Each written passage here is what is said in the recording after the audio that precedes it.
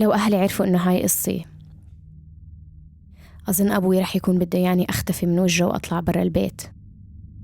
راح أتعرض لكثير أشياء سيئة. أهلي راح يبطلوا يتعرفوا علي وأكيد حيتبروا مني. ممكن حتى إني أتهدد بالقتل. عشان هيك كثير مهم ما حدا يقدر يتعرف على هويتي وإنها تكون مخفية تماما.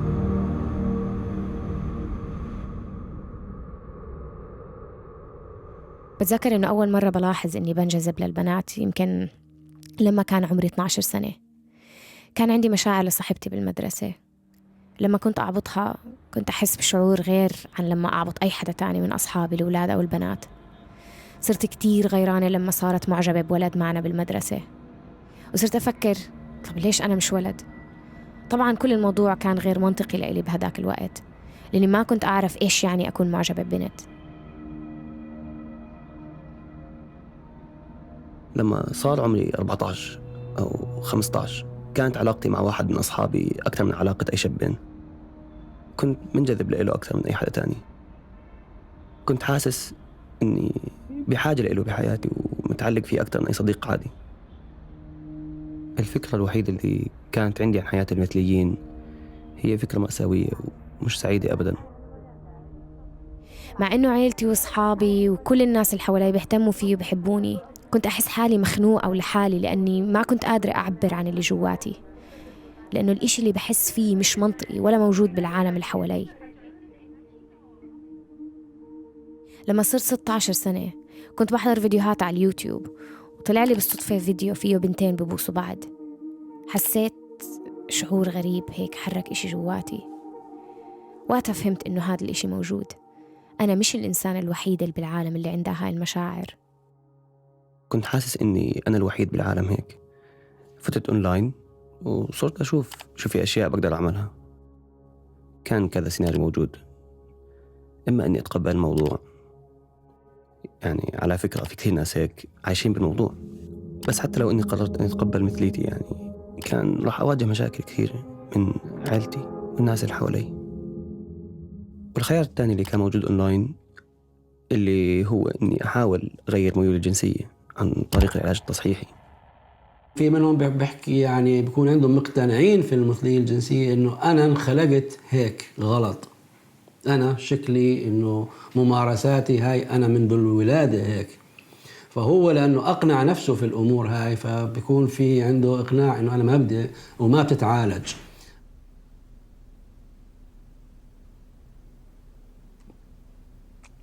فإحنا بنبلش معاه جلسات حتى نقنعه في المثلية الجنسية إنه هاي الأمور غلط غير مقبولة بتأثر عليه وعلى مستقبله. فحسيت إنه القرار الأفضل والوحيد نوعا ما هو إني أخوض بالعلاج التصحيحي. أول كم يوم حسيت إنه العلاج عم يزبط. كنت بحكي لحالي ما تطلع ما تفكر وخلص. كنت أساساً قاطع 10 خطوات، يعني أكثر من أي حد تاني بلش بالعلاج التصحيحي، لأنه ما عمري كان عندي أي علاقة جنسية مع شاب. رغم إني كنت بحاول أمنع نفسي أفكر بالموضوع، وصلت لمرحلة بطلت أقدر أخبي الموضوع. كنت لسه بنجذب للشباب. كنت أصلي كل يوم 5 مرات وأبكي وأترجى الله إنه هذا الإشي فيه يتغير.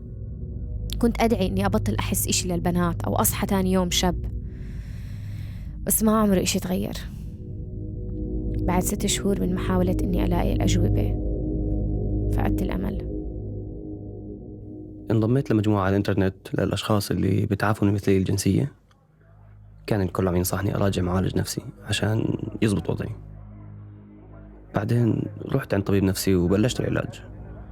وصف لي دواء بيوصف العادة لمرضى الوسواس القهري.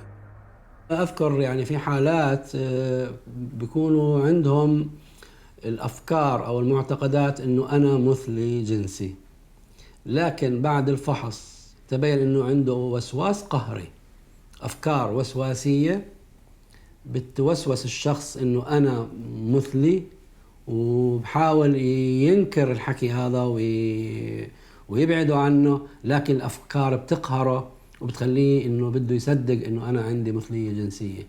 فتم علاج الوسواس القهري والمشكلة انحلت. مع مرور الوقت وصلت لنقطة استوعبت فيها إن العلاج ما عم يزبط.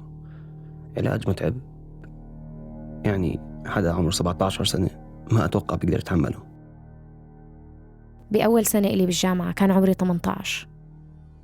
كنت بحاول أبين إني قوية وجدعة دايما، بس كنت حد مكسور وضايع.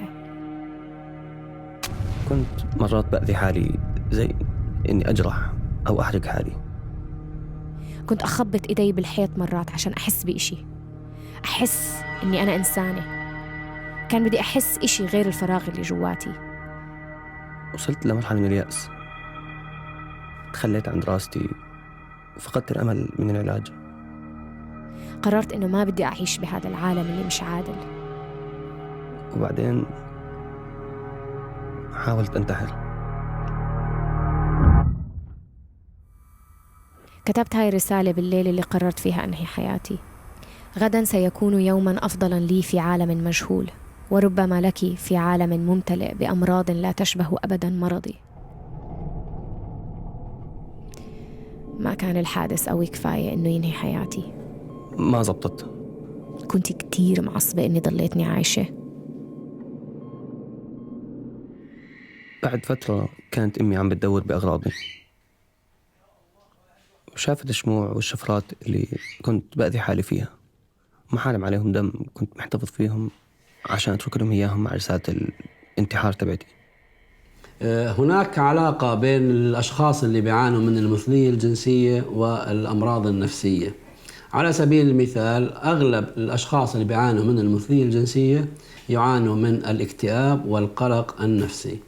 محاولات الانتحار بتكون حتى تكون cry for help، إنه صرخة للمساعدة، أو محاولات حتى يقتلوا نفسهم حتى يخلصوا من المعاناة. كنت خايف إنه إذا أنا حكيت لأمي عن المشاكل اللي بمر فيها وشو أنا حاسس، أو إني بدي أقتل حالي، ممكن بطريقة أو بأخرى تعرف عن هويتي الجنسية. علاقتي كتير منيحة بأمي، بحبها كتير كتير. بيوم من الأيام رجعت على البيت وكانت نفسيتي محطمة. حكيت لأمي إني بدي أحكي معها لحالنا. قلت لها كل شي. قلت لها إني بحاول أذي حالي عن جد وأنتحر بسبب ميولي الجنسية. كانت عم تبكي كل الوقت، وأنا كنت ببكي كمان. حكت لي إنها رح تساعدني أتخلص من الموضوع، وإنها رح تلاقي لي معالجة نفسية منيحة، وقالت لي إنها بدها إياني أتقرب من الله عشان يساعدني. أجي يوم أبوي صحاني فيه من النوم بطريقة عنيفة وسألني: أنت شاذ؟ أنا خفت وقعدت أشرح له وقلت له إنه أنا هيك وحاولت أتغير كثير. حكى لي: يا بتبطل هيك أو بتطلع من البيت. بكيت، قلت له أنا هيك وحاولت أتغير كثير. لما حاولت أنتحر كان عشان مش قادر أتقبل الإشي. ضربني وقتها وحكى لي: يا ريتك انتحرت وموتت وما كنت هيك. طردني من البيت وهددني وحكى لي: ما تقرب على حدا من قرايبنا أو تورجيهم وجهك. بعديها لما طلعت من البيت رحت عند أصحابي، قضيتها عايش عند أكتر من حدا من الناس من المجتمع مثلي. ساعدوني ألاقي شغل وتتحسن نفسيتي. هدول الأشخاص أنا جد بعتبرهم عيلتي. مروري بالعلاج التصحيحي ساعدني أتخلص من كل الشكوك اللي عندي عن ميولي الجنسية. فهمت إني مش مريضة ولا بحتاج لعلاج. العلاج التصحيحي ورجاني إنه الحق على أبوي عشان ما كانت علاقتي فيه منيحة وأنا صغير. بالتالي لما كبرت صرت أدور على المشاعر من الشباب، وكمان خلاني أفكر إنه الحق على أمي عشانها ربتني حوالين بنات وأنا صغير. على الرغم إني كنت بروح العلاج عشان ما يتضايقوا الأهل، بس العلاج خلاني ألوم أهلي وأكرههم وأبعد عنهم.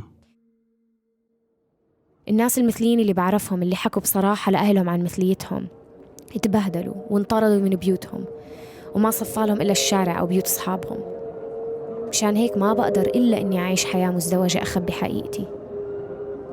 وصلت لمرحلة بطلت بدي أهلي يفهموني أو حتى يتقبلوني. قررت إني بدي أعيش حياتي بالطريقة اللي بتناسبني بلا ما أخلي أهلي داخلين بتفاصيلها. زي ما هم ما بيقدروا يتحكموا بشو أنا بفكر أو بحس، وأنا كمان ما بقدر أغير بتفكيرهم ولا أتوقع منهم يستوعبوني. هاد الإشي بيعني إني على الأغلب رح أضل هاربة منهم لبقية حياتي، وما عمري رح أقدر أعرفهم على الحدا اللي بحبه أو يقابلوا الحدا اللي بيحبني.